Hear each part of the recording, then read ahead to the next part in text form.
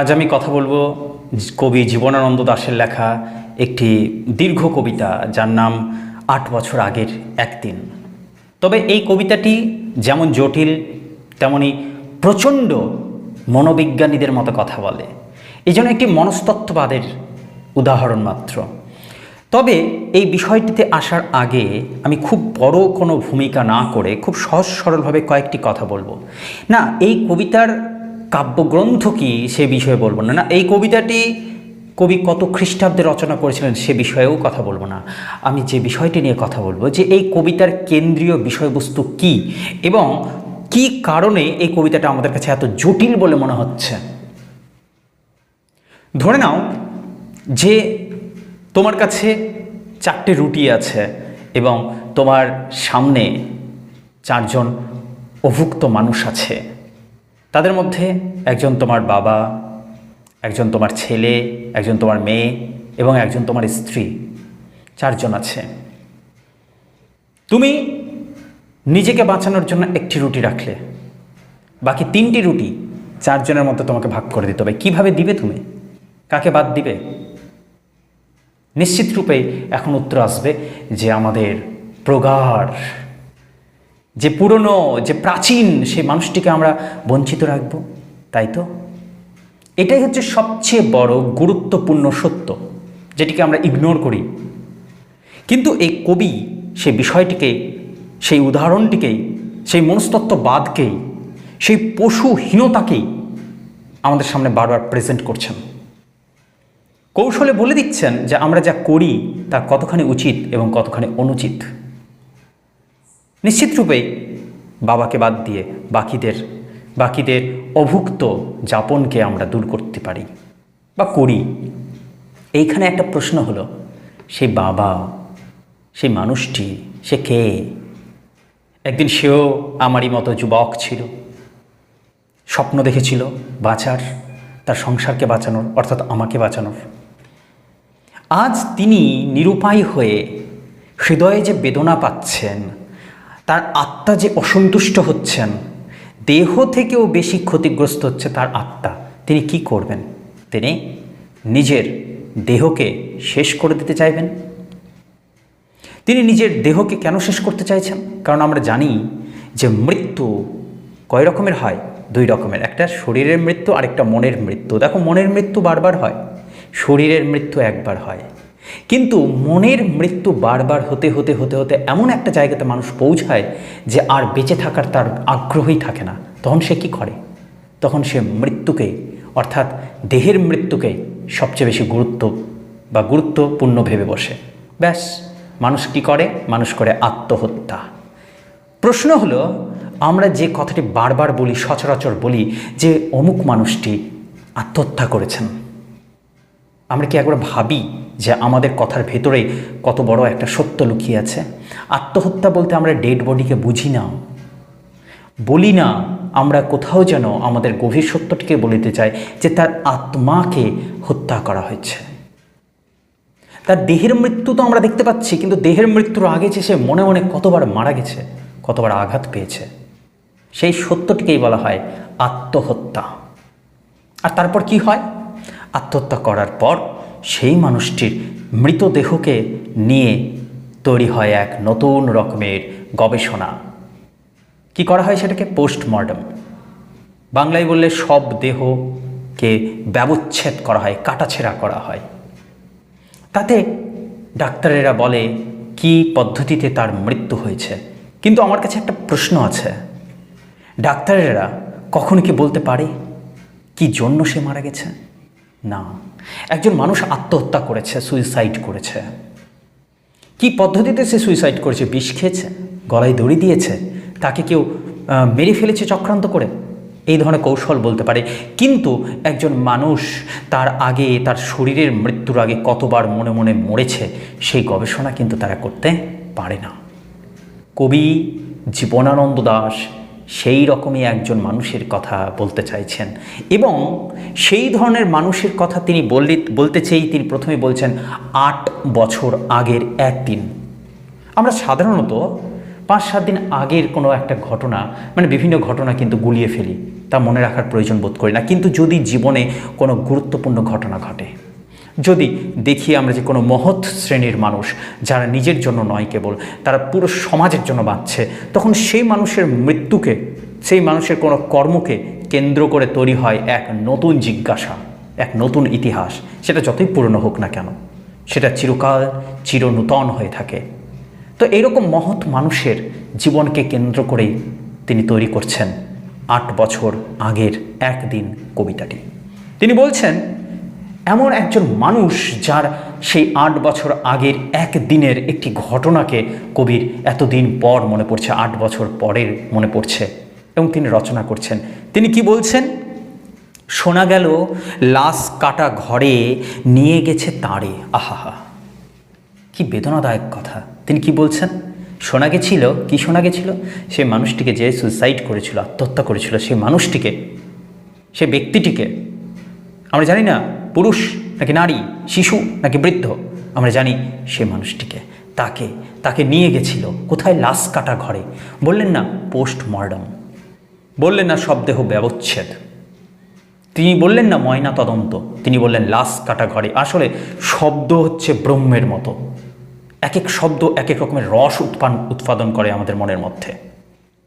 তো এই লাশ, যে মৃত, যার কোনো নাম নেই, মৃত্যুর পরে তার কোনো নাম থাকে না, সে কেবল একটা দেহ, সে মৃতদেহ, সে লাশ, সেই লাশ কাটা হয় যে ঘরের মধ্যে, সেই ঘরে নিয়ে যাওয়া হয়েছে সেই মানুষটিকে যে আত্মহত্যা করেছে।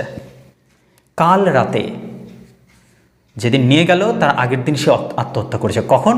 রাত্রেবেলা, ফাল্গুনের রাতের আধারে। বুঝবে, ফাল্গুন মাসের কথা বলা হলো, যে ফাল্গুন মাসকে কেন্দ্র করে রোমান্টিক সব কবিতা এবং গান রচনা করা হয়, যে মাসকে আমরা মনে করি সুন্দর প্রেমের মিলনের মাস।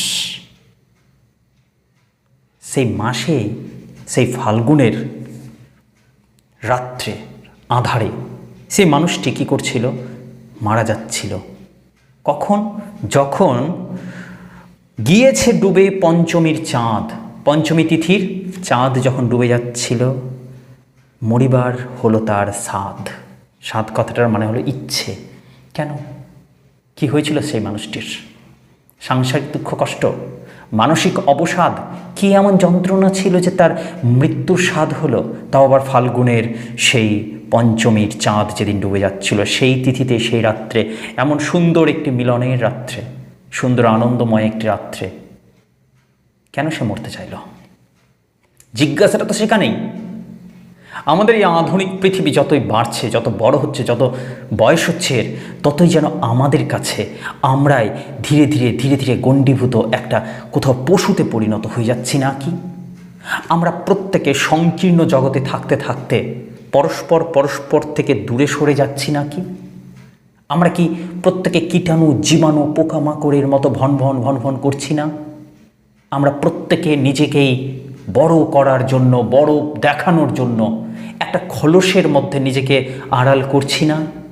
প্রশ্ন তো সেখানেই। তাই জন্যই তো তিনি বলছেন বধূ শুয়েছিল পাশে, অর্থাৎ যে মানুষটি, যে পুরুষ মানুষটি, এবার বুঝতে পারলাম যে পুরুষ মানুষটি আত্মহত্যা করেছে, সেই রাতেই কিন্তু তার স্ত্রী, তার বধূ তার পাশেই শুয়েছিল। শিশুটিও ছিল, অর্থাৎ তার স্বামী স্ত্রীতে কোনো সমস্যা হয়নি, সাংসারিক দুঃখ কষ্ট ছিল না, তার শিশু সন্তানও তার পাশে শুয়েছিল। এমন সুন্দর, মুগ্ধময়, পবিত্র দৃশ্য আর কি হতে পারে একজন মানুষের কাছে, যার স্ত্রী, পুত্র, সম্পূর্ণ একটি সংসার, প্রেম ছিল তার, আশাও ছিল। জীবন মানেই তো আশা, তাই না? কখন মানুষ আত্মহত্যার দিকে ছুটে যায়? যখন তার হৃদয়ে আশাহীনতা তৈরি হয়, স্বপ্নভঙ্গতা তৈরি হয়, বড় হওয়ার ইচ্ছে তার হারিয়ে যায়। কোন দুঃখে, কোন যন্ত্রণায়! তাই বলছে প্রেম ছিল, আশা ছিল, জ্যোৎস্নায় চাঁদের আলো যখন আসে অন্ধকার কেটে যায়। জ্যোৎস্নায় তবু সে দেখিল, তারপরেও এত আশা, এত প্রেম থাকার পরেও সে জ্যোৎস্নার রাত্রেই দেখল কাকে? কোন ভূত? ভূত জিনিসটা কি? ভূত, প্রেত, পিশাচ, এই সব জিনিসকে আমরা কিসের সাথে তুলনা করি? নেগেটিভ চিন্তার সাথে, রাইট? নেগেটিভ চিন্তা অর্থাৎ নেতিবাচক চিন্তা, যা আমাদেরকে ধীরে ধীরে হীন করে দেয়, আমাদেরকে ভুল কাজ করতে বাধ্য করে, আমাদেরকে সংসার বিমুখ করে দেয়, আমাদেরকে বাঁচার নেশা থেকে মৃত্যুর দিকে ছুটিয়ে নিয়ে যায়, সেই তত্ত্বটিকেই বলে ভূত। কবি বলছেন, এমন সুন্দর রাতে, জ্যোৎস্নাময় রাতে প্রেম ছিল, আশা ছিল, স্ত্রী ছিল, সন্তান ছিল, সবই তার পরিপূর্ণ সংসার ছিল, তারপরেও সে কোন এমন ভূত দেখল, ঘুম কেন ভেঙে গেল তার। উফ, এই লাইনটি আমরা প্রত্যেকটা মুহূর্তে যেন আরামে স্নিগ্ধতায় ঘুমোতে চাই। বারবার ঘুম ভেঙে যায়। আমরা ঘুমোতে চাই আরামে, স্বাধীনতায়, প্রেমে, সুখে নিদ্রা যেতে চাই, কিন্তু তারও পরে মাঝে মাঝে দুশ্চিন্তায়, কাতরতায়, বিষণ্ণতায় এবং হতাশায় আমাদের ঘুম ভেঙে যায়। কবি বলছেন, ঘুম কেন ভেঙে গেল তার, অথবা হয়নি ঘুম বহুকাল। শুধু ঘুমলেই ঘুম হয় না। বিজ্ঞান সূত্রে জানা যায়, মনোবিজ্ঞানীদের বক্তব্য, মানুষ মাত্র কিছুক্ষণই মাত্র ঘুমোয় রাত্রে, বাস্তবিক ঘুম, যে ঘুমের মধ্যে আমরা কোনো স্বপ্ন দেখি না, নিস্তব্ধতার মধ্যে চলে যায়। সেই সময় কোনো স্বপ্ন দেখলেও আমাদের আর মনে থাকে না, সেই মাত্র সেই ধরনের গভীর ঘুম আমাদের খুব সামান্য হয়। তাহলে বাকি সময়গুলোতে আমরা স্বপ্ন দেখি, ছটফট করি, ঘুম থেকে ভেঙে উঠি, অথবা মনে হয় যেন বিছানা থেকে আমরা যেন পড়ে যাচ্ছি, কোনো উঁচু জায়গা থেকে পড়ে যাচ্ছি, ঝাঁপ দিচ্ছে, আঘাত লাগছে, আর আমরা চমকে চমকে বিছানায় উঠি। কেন? আমাদের হৃদয়ের ভেতরে, আমাদের জীবনের ভেতরে, আমাদের অবচেতনে কোন ভয় লুকিয়ে থাকে? কবি জয়গোস্বামী উপন্যাসে দেখা যায়, সেখানে তিনি একটি কথা বলছেন, একটি উপন্যাসে তিনি বলছেন যে মানুষটি এই পৃথিবীর এই চারিপাশের মানুষদের থেকে যে সমস্ত আঘাত পেয়েছে, তাতে সে এতটা জর্জরিত, এতটা মর্মাহত, সে যখন ঘুমোয়, সে শিশু যেমন মাতৃগর্ভে কুঁকড়ে থাকে হাত পা, ঠিক তেমনই বিছানায় সে ঘুমিয়ে থাকে। অর্থাৎ সে পুনরায় মাতৃগর্ভে ফিরে যেতে চায়। কেন? এই পৃথিবী, এই জগৎ, এই সমাজ, সেখানে কি সে সুরক্ষিত নয়? সে সুরক্ষা চায়, সে আরামে ঘুমোতে চায়, সে পুনরায় মাতৃগর্ভে যেন ফিরে যেতে চায়। অর্থাৎ যেখানে তার সৃষ্টি, সেখানেই সে ফিরে যেতে চায়। কোথাও যেন একটা জিরোতত্ত্ব, শূন্যতত্ত্ব চলে আসছে। তিনি বলছেন, অথবা হয়নি ঘুম বহুকাল, তাই জন্য বোধ হয় লাশ কাটা ঘরে শুয়ে ঘুমাই এবার। সে মানুষটা বোধ হয় নিজের স্বপ্নকে বড় করতে পারেনি, সে দুশ্চিন্তায় ঘুমিয়েছে এতদিন, অথবা ঘুম হয়নি তার সত্যিকারে, তাই জন্য সে বোধ হয় বেছে নিয়েছে লাশ কাটা ঘরে ঘুমিয়ে থাকার আরাম প্রিয়তা। তাই জন্যই বোধ হয় সে হতাশ হয়ে বেছে নিয়েছে এই লাশ কাটা ঘরের ঘুমকে। এই ঘুম চেয়েছিল বুঝি সে? রক্ত ফেনা মাখা মুখে, মানুষটা যখন মারা গেছে, গলায় হয়তো দড়ি দিয়েছে, বিষ খেয়েছে, যেভাবেই হোক তার মুখ থেকে কিন্তু রক্ত, পুজ, লালা বেরিয়ে এসছে, আর সেই অবস্থাতেই তাকে লাশ কাটা ঘরে ফেলে রাখা হয়েছে। দেখে যেন কবির মনে হচ্ছে কোনো মড়ক, অর্থাৎ কোনো দুর্ভিক্ষর সময় কোনো ইঁদুরের মতো, দুর্ভিক্ষেতে ইঁদুর যেন না খেতে পেয়ে যেন ধীরে ধীরে মারা যাচ্ছে, মড়কের সময় কোনো অসুখ ছড়িয়েছে, আর সেই ইঁদুরটা যেন ঘাড় গুজে পড়ে আছে। এইরকমই তার মৃতদেহটাকে দেখে কবি অনুভব করছেন। আধার গুঁজির বুকে ঘুমায় এবার, অন্ধকারের মধ্যে, অন্ধকার উলিগলির মধ্যে নিজেকে আড়াল করে সে চিরকালের মতো ঘুমিয়ে গেছে, যেন কোনোদিন জাগিবে না আর, সে কোনোদিন আর জাগবে না। একজন হতাশাগ্রস্ত মানুষ ভাঙতে ভাঙতে, হারতে হারতে এতটা সে হেরে যায় যে আর নতুন করে দাঁড়াবার ইচ্ছে তার হারিয়ে যায়। হয়তো শরীরের ব্যাধি বারবার সারানো যায়, কিন্তু হৃদয় যদি ভাঙে আর হয়তো পুনরায় সেটা জোড়া লাগানো যায় না। কোনোদিন জাগিবে না আর, জানিবার গাঢ় বেদনার অবিরাম অবিরাম ভার সহিবে না আর। বেঁচে থাকতে গেলে বেদনা সহ্য করতে হয়, নাহলে মৃত্যুর পরে তো জীবনই নাই, তো কিসের আঘাত, কিসের বেদনা? তাই যতদিন জীবন ততদিনই বেদনা। কিন্তু সেই মানুষটি আর সে বেদনা সহ্য করতে পারবে না, কারণ সে সহ্য করতে চায় না বলেই লাশ কাটা ঘরে সে পড়ে আছে, সে ঘুমোচ্ছে, আর কোনোদিনও জাগবে না, কোনোদিন জাগিবে না আর। জানিবার গাঢ় বেদনার অবিরাম, বলছে সে আর জানতে চায় না যে কতটা গভীরতম বেদনা পাওয়া সম্ভব। সে জানতে চায় না, সে বেদনা আর পেতে চায় না। অবিরাম ভার, এই অবিরাম তাকে যে এই ভার বহন করতে হচ্ছিল, জীবনের এই যে কঠিনতম ভারী অংশটাকে বয়ে নিয়ে যেতে হচ্ছিল, হৃদয়ে পাথরের মতো বোঝা তার হয়ে গেছিল জীবনটা। এইটা আর তাকে বহন করতে হবে না, সহিবে না, আর তাকে সহ্য করতে হবে না, সে চিরকালের মতো চলে গেছে। এই কথা বলেছিল তারে, চাঁদ ডুবে চলে গেলে অদ্ভুত আঁধারে। বলছি এই কথাই যেন শেষতমবার তার মনে হয়েছিল, চাঁদ ডুবে গেছে আমার জীবনে। চাঁদকে আমরা প্রেমের সাথে, জীবনের সাথে তুলনা করি, যে আসে আর অন্ধকার রাত্রিতে আলোর একটা সাদৃশ্য নিয়ে আসে, বেঁচে থাকার একটা সুন্দর মর্ম কথা আমাদের কাছে নিয়ে আসে। আমরা চাঁদকে দেখে বুঝতে পারি, যেমন চাঁদ নিজের চেষ্টায়, নিজের শীতলতায়, নিজের স্নিগ্ধ আলোয় যেমন অন্ধকারকে দূর করে দেয়, তেমনই আমরাও আমাদের জীবনের সমস্ত জটিলতাকে পার করে বেঁচে থাকবো, বেঁচে থাকার আনন্দে। কিন্তু এই কথাটা তাকে কেউ আর শোনাচ্ছে না। বলছে চাঁদ ডুবে যাচ্ছে, অর্থাৎ তার হৃদয় শেষ হয়ে যাচ্ছে, তার জীবন শেষ হয়ে যাচ্ছে। ঠিক সেই সময় অদ্ভুত আঁধারে একটি গল্প শোনা যাচ্ছে। কি সেটি? মরুভূমির একটি গল্প। আমরা প্রায় অনেকেই জানি, মরুভূমিতে ঝড় চলছে, মরুঝড়, আর একটি তাঁবুর মধ্যে শুয়ে আছে তাঁবুর মালিক। আর একটি উট, সে কী করেছে, প্রথমে এসে সেই তাঁবুটার ফাঁক দিয়ে, জানলা দিয়ে তার মাথাটাকে ঢোকাবার চেষ্টা করছে। সে জিজ্ঞাসা করছে, আমি কি এখানে একটু মাথাটা রাখতে পারি? সেই তাঁবুর মালিক বলছে, হ্যাঁ রাখো, কোনো সমস্যা নেই, সবে তো মাটিতে আমি শুয়েই আছি, তুমি শুধু তোমার মুখটা রাখবে, রাখো। তারপরে কিছুক্ষণ পর দেখা গেল সেই তাঁবুতে ঢোকাচ্ছে, তার পুরো গ্রীবাটা, পুরো গলাটা সে ঢোকাতে চাইছে। বললো, আমি কি একটু গলাটা ঢোকাতে পারি?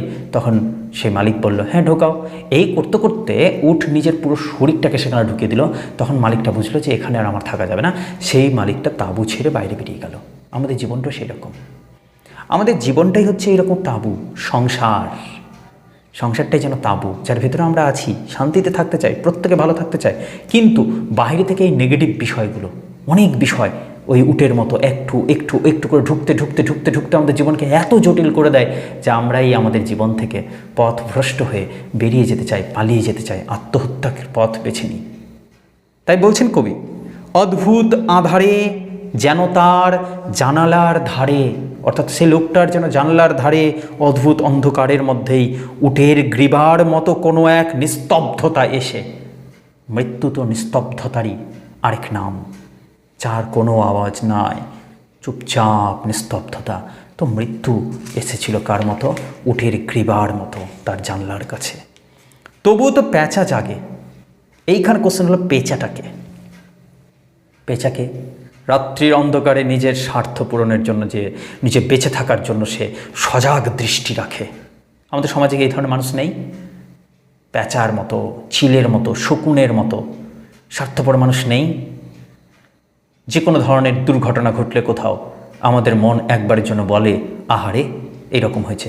তারপর কি আমরা সুখে শান্তিতে থাকতে পারি না? আমরা কি গোছানো একটি বিছানায় ঘুমোই না? আমরা কি সুন্দর করে খাওয়ার দাওয়ার সারি না প্রতিদিন নিয়মিত করে? আমরা কি আমাদের জীবনচর্চা ভুলে যাই? না, ভুলি না। কিচ্ছু কারোর জন্য কিছু এসে যায় না আমাদের। আমরা হচ্ছি সবাই পেঁচার জাত। অধিকাংশ মানুষই পেঁচা হয়ে গেছে। কয়জন কোকিল আছে? কোকিলের ছদ্মবেশে সব কাকেরা ঘুরছে। হতে পারে এই পেঁচা আসলে আমরাই। কবি বলছেন, তবুও তো পেঁচা জাগে। বলছে এই নেগেটিভ চিন্তার মানুষ, স্বার্থপর মানুষ, তারা তো দিব্যি বেঁচে আছে, তারা তো জেগে আছে। গলিত, বলেছিল না, গলিত চাল কুমড়োর মতো বোধ কবিতায়। আমাদেরই তো হৃদয় ধীরে ধীরে পচছে। যত বড় হচ্ছি, যত বৃহৎ আমাদের জীবন বাড়ছে, বড় হচ্ছে, ততই ক্রমাগত সংকীর্ণতা আর গণ্ডির মতো একটা গণ্ডি টেনে চার দেওয়ালের মধ্যে ঢুকতে আমরা কোথায় যেন হারিয়ে যাচ্ছি। আমরা আমাদেরকেই যেন ধীরে ধীরে খোলস ত্যাগ করতে করতে একসময় শেষ হয়ে যাব। তো কোথাও যেন গলিত, স্থবির, ব্যাং আরও 2 মুহূর্তের ভিক্ষা মাগে। পেঁচা কাকে খাবে? পোকামাকড়, ব্যাং। তো এরা সবাই মিলে বাঁচছে, পরস্পরকে আহার করতে চায়। এই মানুষটি মারা যাচ্ছে, এদের কিছু এসে যায় না? এই ধরনের মানুষের কিছু এসে যায় না? সমাজকে যারা বড় করার চেষ্টা করছে, যারা স্বপ্ন দেখছে সমাজটাকে বড় করব, তাদের বিরুদ্ধে আমরা ক্রমাগত লেগে থাকি। একজন মানুষ সে 10খানা ভালো কাজ করেছে, সে নিয়ে আমরা কথা বলি না। কিন্তু সামান্য সে যদি কোনো ভুল করে দেয়, আমরা সেটা নিয়ে এমন চর্চা করি, এমন সমালোচনা করি যে মানুষটি ধীরে ধীরে হারাতে বসে, নিজের জীবনকে। সে হারিয়ে যেতে শুরু করে। সে হারাতে হারাতে একদিন নিজেকে আর কোনোদিন খুঁজে পাবে না, তারও জায়গা হবে লাশ কাটা ঘরে। তাই তো বলছেন কবি, তবুও তো প্যাঁচা জাগে, গলিত স্থবির ব্যাং, আরও 2 মুহূর্তের ভিক্ষা মাগে, আরেকটি প্রভাতের ইশারায় অনুমেয় উষ্ণ অনুরাগে। তবু তো সে ব্যাংটা বাঁচার জন্য, একটু বাঁচার জন্য, একটু প্রেমের উষ্ণতা পাওয়ার জন্য, একটু অনুরাগে ভালোবাসায় বাঁচতে চায় 2টা মুহূর্ত। প্যাঁচা কিন্তু সেদিকে সজাগ দৃষ্টি রাখে তার দিকে। টের পাই যূথচারী আধারের গাঢ় নিরুদ্দেশে। এখানে একটা বিষয়, চারিদিকে দেখি আমরা মন্দির, মসজিদ, গির্জা, এত সুন্দর সুন্দর সুন্দর সুন্দর সব প্রতিষ্ঠানগুলো যেখানে নাকি দেবতার আরাধনা হয়। প্রশ্ন জাগে নাকি এত বড় দিবালয়, এত এত মন্দির, এত এত প্রাসাদ তৈরি হচ্ছে সেগুলো, এবং তার মধ্যে যে সাধু সন্ন্যাসীরা থাকে তারা কি সবাই সেই বিবেকানন্দের মতো মহৎ প্রাণের মানুষ, মহৎ হৃদয়ের মানুষ? প্রশ্ন জাগে নাকি সবাই কি সাধু ব্যক্তি বাস্তবেই, নাকি তারা জীবনে বেঁচে থাকার একটা বিশেষ পথ বেছে নিয়েছে কেবল বাঁচার জন্য? বাস্তবকে যদি আমরা দেখি, ন্যায়সঙ্গতভাবে যদি বিচার এবং বিশ্লেষণ করি, ভাবুক চিন্তা থেকে আবেগকে যদি দূর করে রেখে আমরা দেখি, তাহলে আমরা দেখব সেই মন্দিরকে স্থাপন করার জন্য, সেই বৌদ্ধ মন্দিরই হোক আর হিন্দু মন্দিরই হোক আর যাই হোক, সেগুলোকে স্থাপন করার জন্য, সেগুলোকে নির্মাণ করার জন্য কত কোটি কোটি টাকা ব্যয় করা হয়েছে। সেই কোটি কোটি টাকা কোথাও তো কোনো না কোনো মানুষকে শেষ করে দিয়েছে, পিষে দিয়েছে, নিষ্পেষিত করেই এসেছে। কোথাও যেন সেই সাধু সন্ন্যাসীরা ভন ভন ভন ভন করতে থাকে মশা মাছির মতো। কিসের মতো? মশার মতো, মাছিদের মতো। তারা কি বলে? তারা বেঁচে থাকার কথা বলে, আনন্দময় হয়ে থাকার কথা বলে। কিন্তু কি কখনো ভেবে দেখে জীবনের আনন্দগুলো সকল মানুষের সাথে তাদের জীবনের আনন্দ মেলে না? তারা যেভাবে বাঁচার চেষ্টা করছে সেভাবে সকল মানুষ বাঁচতে পারে না। তারা বেঁচে থাকার কথা বলে, তারা মহৎ কথা বলে, মহৎ বাণী দেয়, উপদেশ দেয়, কিন্তু যদি ঘুরে ফিরে দেখা যায় তাদের জীবনকে যথেষ্ট লাক্সারি জীবন আছে তারা দিব্যি আরামে আছে, আয়েসে আছে। তো ওই রকম মানুষ, মশার মতো মানুষ যারা রক্ত শুষে বেড়ায়, তাদেরকে আমরা কিন্তু আমাদের চারপাশে যথেষ্ট পরিমাণে দেখতে পাই। কিছু করার নাই, এরা থাকবে, ছিল, আছে। তাই বলছেন কবি, টের পাই যূথচারী মানে দলবদ্ধ হয়ে যারা ঘুরে, যূথচারী আধারের গাঢ় নিরুদ্দেশে, অন্ধকারের ভেতর তারাই কিন্তু ঘুরে ঘুরে বেড়ায়। চারিদিকে মশারির ক্ষমাহীন বিরুদ্ধতা, চারিদিকে মশারি দিয়ে আমি বাঁচিয়ে রেখেছি নিজেকে, যে মশারির মধ্যে দিয়ে যেন না ঢুকতে পারে মশারা। কিন্তু হ্যাঁ, মশা তার অন্ধকার সংঘারামে জেগে। সংঘারাম জিনিসটা কি? বৌদ্ধ মন্দির। আচ্ছা, বৌদ্ধ মন্দিরেরও একটা গুণ আছে, একটা বৈশিষ্ট্য আছে। বৌদ্ধ মন্দির কেন, যে কোনো মন্দির কথা, সেখানকার যারা সাধক সেবক তারা ক্রমাগত নিজেদের নিয়মকেই, নীতিকেই অন্য সকল মানুষের মনের মধ্যে জোর করে চাপিয়ে দেয় নাকি? অর্থাৎ নিজেরাও তো এক ধরনের সংকীর্ণতাই আছে। এইভাবে যদি ভেবে দেখা যায় যে তারা নিজেরাই নিজেদের চারদিকে একটা সংঘারাম মানে একটা বৌদ্ধ মন্দির তৈরি করে রেখেছে, আর তার ভেতরে যে সাধকরা তারা এটা জানতে চাইছে না যে সেই সংঘারামের যে এত সৌন্দর্য, এত পবিত্রতা এবং এত কিছু ঐতিহ্যময়ী একেবারে সৌন্দর্য গড়ে উঠল, এই সৌন্দর্য কোনো না কোনো মানুষকে তো শোষণ করেই তৈরি করা হলো। তাই বলা হচ্ছে, মশা তার অন্ধকার সংঘারামে জেগে থেকে জীবনের স্রোত ভালোবাসে। তারাও তো এইভাবে বাঁচতে চায়। তারাও এই মশা জাতীয় মানুষগুলো কিন্তু, প্যাঁচা জাতীয় মানুষগুলো কিন্তু নিজেদের মতো করে বাঁচার চেষ্টা করে। তাহলে এই সমাজকে সংস্কার করার উদ্দেশ্য নিয়ে যারা জন্মগ্রহণ করেছেন, যারা জীবনকে উৎসর্গ করে দিয়েছেন, তাদেরকে কেন আত্মহত্যা করতে হয়? প্রশ্ন আছে কবির। বলছেন, এই মাছিগুলো কি করে জানো?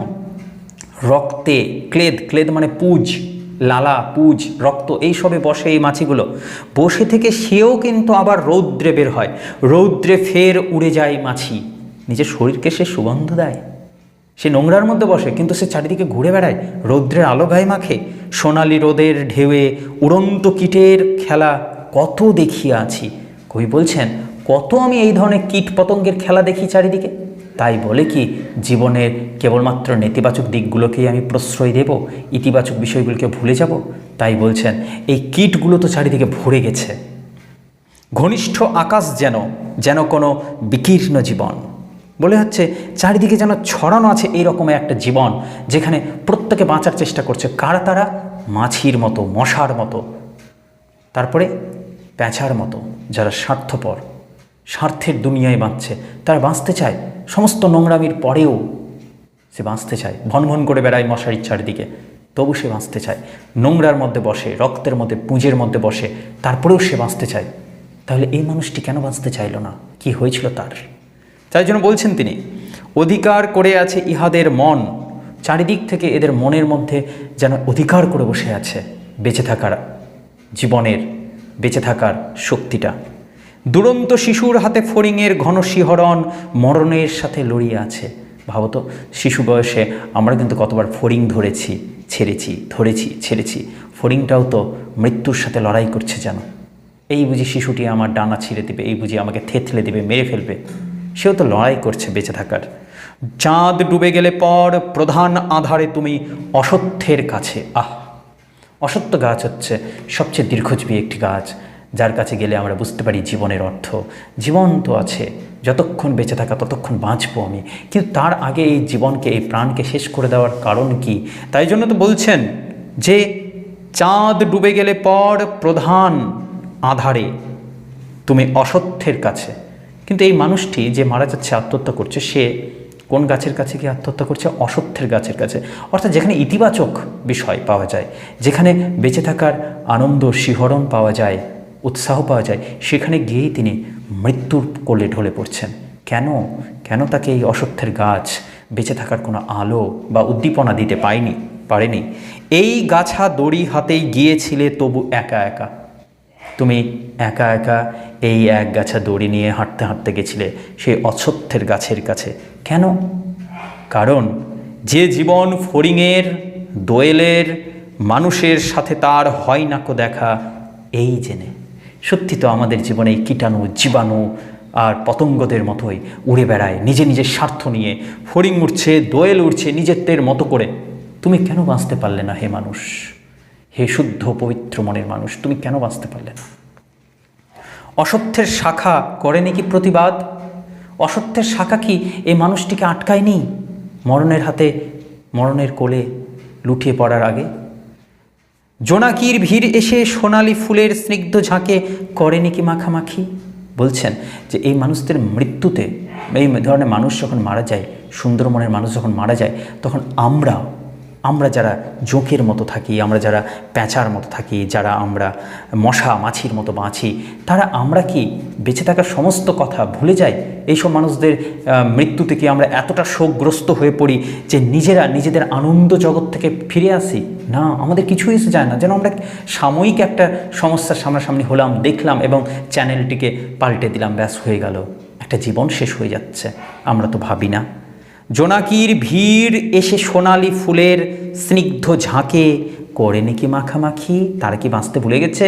এই মানুষটি হারিয়ে যাওয়ার পরেও কি এই ধরনের মানুষগুলো বাঁচতে ভুলে গেছে? না, এরা ঠিক দিব্যি বেঁচে আছে।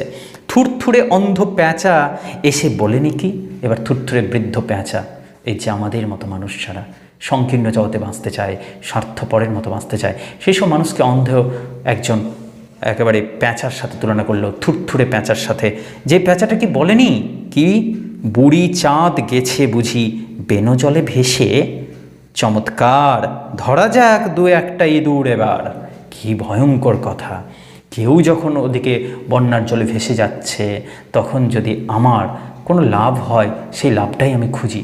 কেমন? ধরো আমার একটি নৌকো আছে আর কিছু মানুষ ভেসে যাচ্ছে জলে, আমি মনে করব ভাসুক, যত মানুষ ভাসবে ততই ভালো, আমি যত মানুষকে বাঁচাবো তাদের কাছ থেকে কিছু না কিছু করি নেব। এই যে আমার লাভ খুঁজছি আমি।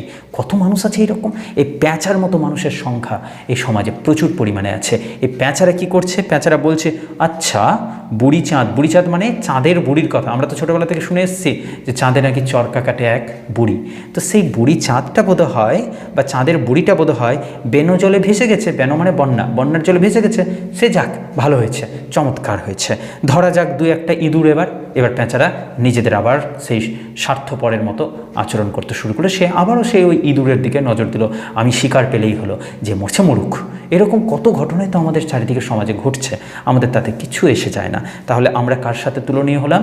আমরা যারা সংকীর্ণভাবে বাঁচি, যারা সকলের জন্য বাঁচে না, কেবল নিজের জন্য, কেবল আমিকে দেখতে চাই, আমরাকে দেখতে চায় না, তারা কিন্তু এই পেঁচার সমতুল্য হয়ে গেল। জানায়নি পেঁচা এসে সে এ তুমুল গাঢ় সমাচার। সেই পেঁচাটা কি একবারও তাকে জানায়নি মৃত্যুর আগে এসে, সেই লোকটিকে, যে তুমি তোমার মৃত্যুতে আমাদের কারো কিছু এসে যায় না, আমরা দিব্যি আছি, যেমন ছিলাম যেমন থাকবো তেমনই আছি আমরা, আমাদের কোনো জীবনে পরিবর্তন নেই। অর্থাৎ তোমার এই মৃত্যুতে কেবল তোমার হতে পারে ক্ষতি, কিন্তু আমাদের কিছু হবে না। এই সমাজটা কত নির্লজ্জ বেহায়ায় পরিণত হচ্ছে। কবি বলছেন জীবনের এই স্বাদ, বলছেন যে জীবনে সবসময় মৃত্যু দিয়ে অঙ্কটা মেলে না, বাঁচতে হয়, বাঁচতে শিখতে হয়। কিভাবে? বলছেন জীবনে কত রকমের স্বাদ আছে। জীবনের এই স্বাদটাকে কিসের সাথে তিনি তুলনা করছেন?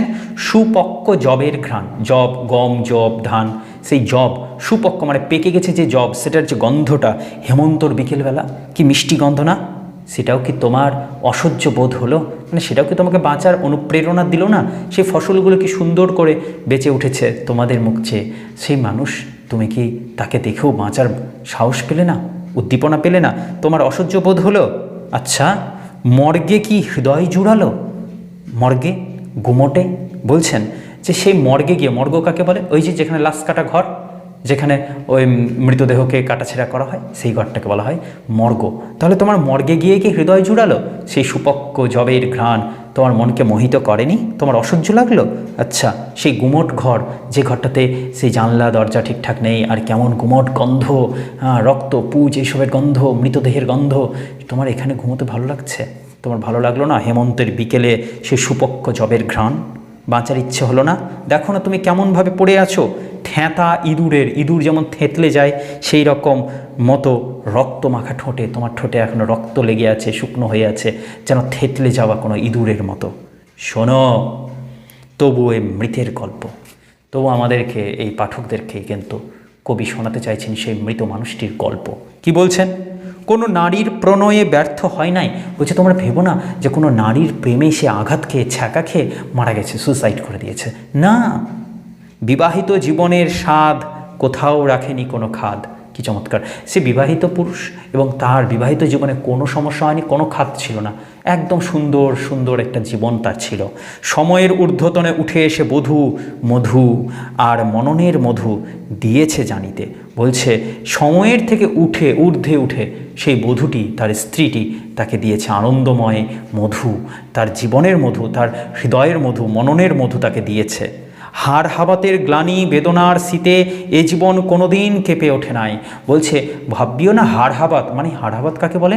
যে খেতে না পেয়ে মারা যাচ্ছে, দুর্ভিক্ষে মারা যাচ্ছে, খাওয়ার অভাব তার ছিল না কোনোদিনও। সংসারে কোনোদিনও বেদনার শীত জড়িয়ে ধরেনি তাকে।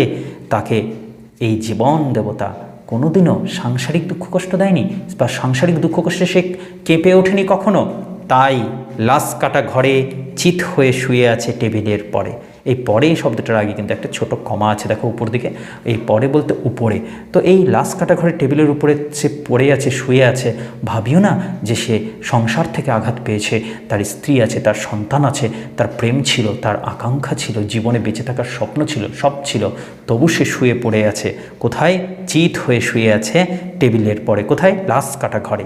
জানি, তবু জানি নারীর হৃদয়। তবু বলছেন যে আমি মেনে নিচ্ছি নারীর হৃদয়, কিন্তু নারীর হৃদয় তার মৃত্যুর কারণ নয়।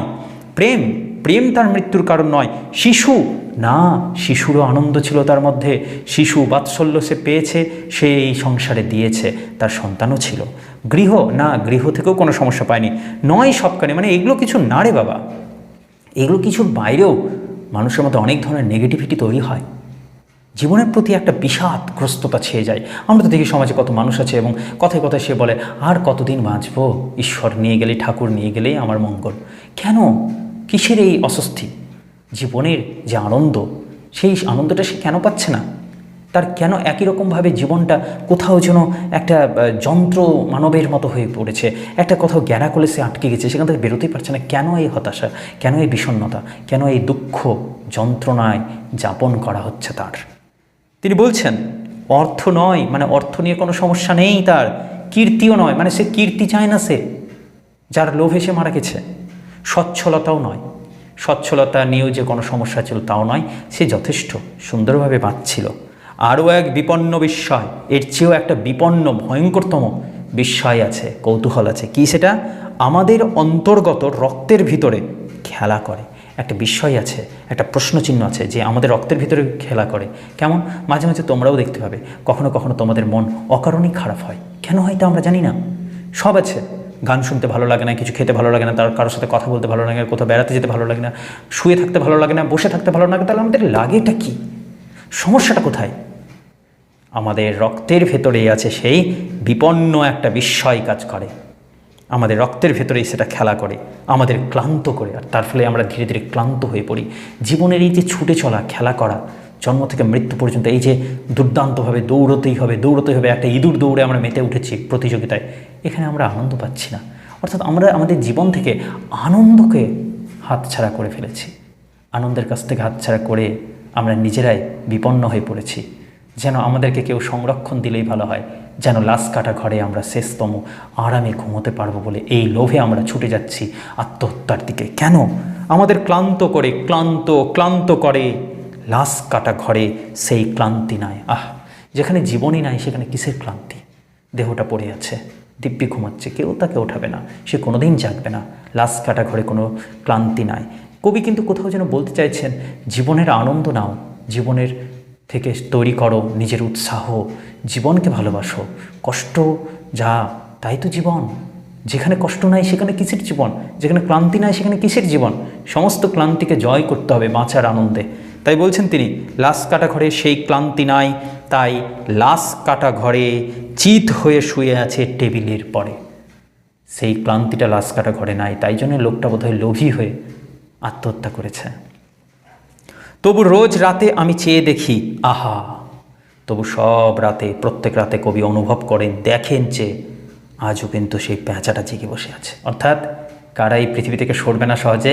স্বার্থপর মানুষরা, যারা এই পৃথিবীকে কর্দমাক্ত করে রাখছে, সেই পেঁচার মতো মানুষেরা, স্বার্থপরের মতো মানুষরা জেগে বসে থাকে। আর তারা বড় বড় ডায়লগ দেয়, খুব ডায়লগ দেয়। তারা সমাজের জন্য কিছু করে না, শিক্ষা সংস্কৃতির উন্নতির জন্য কিছু করে না, দুর্ভিক্ষ অথবা বন্যা কবলিত মানুষের জন্য কোনো উপকার করে না।